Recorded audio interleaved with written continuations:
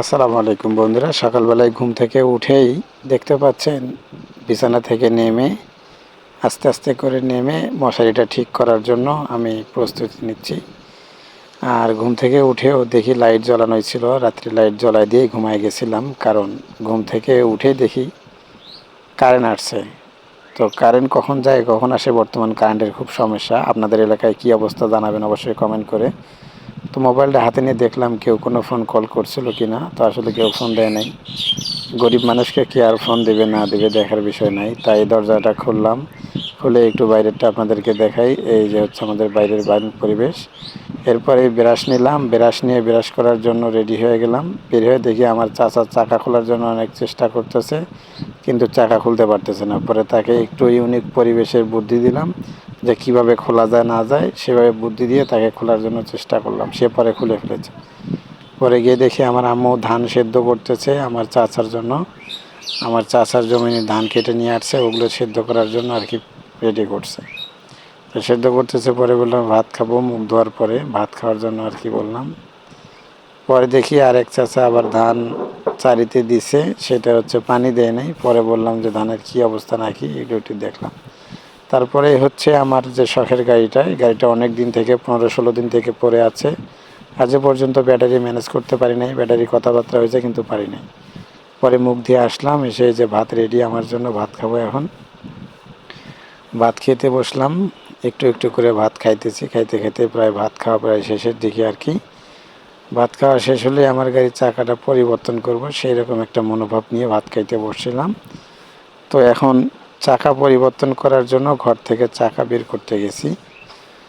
ঘর থেকে চাকাটা বের করে নিয়ে আসলাম, এখন গাড়িতে চাকাটা লাগাবো। গাড়িতে চাকা লাগানোর সময় কিন্তু আমার গাড়িতে জগ নাই, তাই চাকাটা রেখে সবাইকে ডাকতেছি আমার গাড়ির চাকাটা পরিবর্তন করব গাড়িটা একটু ধরার জন্য। তো পরবর্তীতে ওরা আসলো, ধরলো, গাড়ির চাকাটা খুলে ফেললাম। এই যে আমি গাড়ির নাটগুলো এখন খুলে ফেলবো। আমার গাড়িতে দেখেন কি অবস্থা, গোয়াল ঘরের কাদো এসে, মানে গোয়াল ঘরের দরজা বরাবর আমার গাড়িটা থাকে, তো সেই জন্য গোয়াল ঘরের কাদো এসে সব কাদো গাড়িতে লেগে দেখেন চাকার অবস্থা, গাড়ির অবস্থা খুব বাজে। পরে একটা একটা করে নাট আস্তে আস্তে খুলতেছিলাম। সবগুলো নাট যখন খোলা হয়ে গেল, নাটগুলো খোলার পরে চাচাদেরকে ডাক দিলাম, ওনারা এসে আর কি ধরলো। আমি পরে চাকাটা লাগাইলাম। পরে চাচার গাড়ি চড়ে বাজারে গেছিলাম। বাজারে গিয়ে আমার আমিনুর চাচার দোকানে ঢোকার সময় আমের গাছের আমগুলো আমাদের মাথায় বাজে, মানুষের মাথায় বাজে, তাই আমরা চেষ্টা করলাম আমগুলো একটু ওপরে বেঁধে দেওয়ার জন্য, ডালগুলা।